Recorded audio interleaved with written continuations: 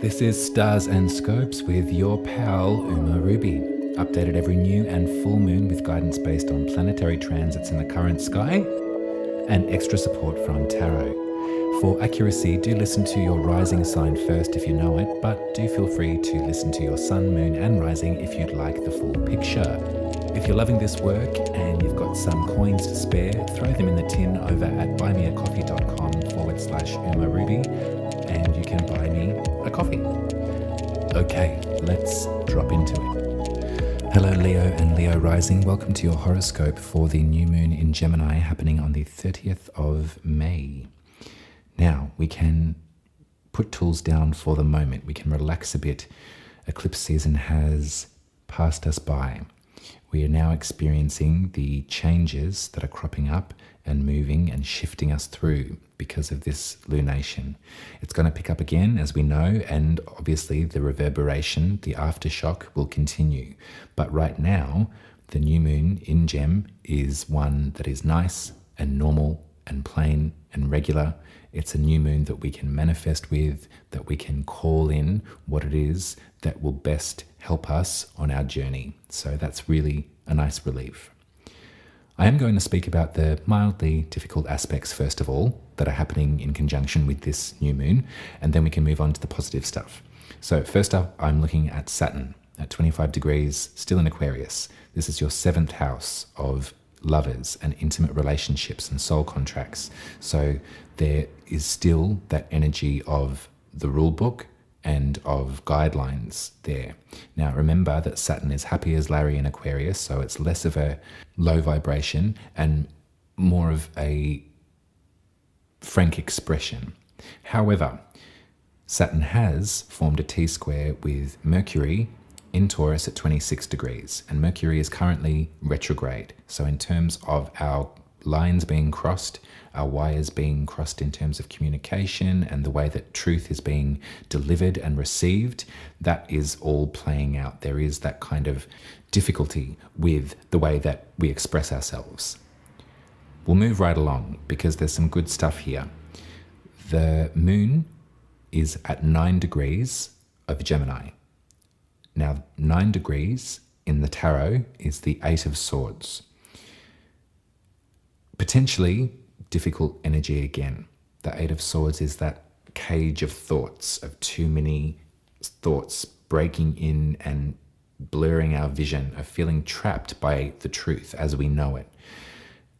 Positively though, there is an out. There is a clearing that comes from the 8. There is the potential to release ourselves here from some of the things, some of the thought forms that are holding us back. And with a new moon energy, a manifestation process, that is absolutely the time to resist against this 8 of Swords restriction and cage and jail. Gemini rules your 11th house of community and the greater humanity at large. So that's where you shine. That's where your chatty Cathy comes out. That's what you like to talk about. That's your language. The language you're fluent in is that of humanity. What can we do as a collective? How can we move through? How can we work together? You're very adept, very, very articulate. So use this opportunity with the new moon to call it in. What do you think of the community? Not what the community thinks of you. What do you think of humanity? How can we move forward as a collective together? What are your opinions on that? And how are you going to call that in with the moon's energy? There's a supportive aspect to this. So Jupiter, our lovely auntie of the zodiac, our beautiful planet that expands everything that she touches and is encouraging and bountiful, is in a conjunction with Mars, who is the leader, the passionate fire warrior. Mars and Jupiter are both in Aries right now. The tarot card that denotes their degrees is the Two of Wands, which is the classic Mars in Aries card. It's the journey plan. It's writing the treasure map. It's making the plan to move forward. What are we going to do next? Let's do it now. Let's move ahead. Let's charge ahead. So all of that is being expanded by Jupiter and in a supportive, gentle aspect with the moon. So Aries is in your 9th house. So that is spirituality and that is philosophy, travel, religion, all of those sorts of things. So what is driving you in terms of your relationship to spirit? What is really setting a fire under your bum to get you moving and learning and maybe teaching as well? That's a co-creation space, the ninth. Where can that and how can that be transposed and reflected into community for you? How can that help to raise humanity's consciousness and their greater good? This is all the stuff that's lingering in the sky at this new moon. So this is all workable. This is all under your control. You can work with this. Now, in relationship to that reading, I also pulled another tarot reading from a separate deck to get some more intuitive messages and see if we can flesh out some of the finer details. So on the back of the deck, I got the Page of Wands, which is perfect for what we've just spoken about. Really, really perfect. The Page of Wands is the student of the fire, the one who sits at the foot of the teacher and wants to learn. They're looking up, they're holding their magical staff, they're ready to go. They're really ready to go. So we're going to use this as a base note for the rest of this reading. I also got the Six of Swords for you, the Two of Swords, and then the Magician.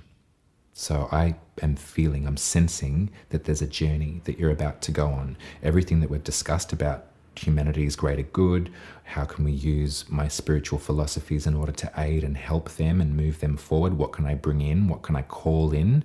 This is going to happen for you on a journey. You're going to actively, as the Six of Swords does, move away from mental strife into calmer waters. You're going to actively get on a boat. Maybe not a boat, maybe it's a plane, maybe it's a bicycle, who knows? But you're going to be moving from this Eight of Swords that the moon is lingering on. You're going to be moving away from that cage and into clarity, into the clarity of the Two of Swords, which is a moment of stillness. It's having one truth at one side, another truth at the other, and being blindfolded, but not being passive, being still, being in a position of waiting for the truth that resonates to reveal itself. You know who that is? The Magician. You can't see it, but the way that I've got the cards all laid out here, the page is looking up at the Magician. So the Magician is the number one card in the major arcana, the major secrets of the tarot. The Magician is the master of co-creation, the master of magic. The Magician can weave all that is in the cups, all that is in the pentacles, the swords, the wands, and create a bountiful, beautiful, sensual garden. The Magician is someone who is really charming in their approach, really masterful, and maybe in some lower vibrations, maybe a little bit manipulative, but he's not upside down, so I won't say that.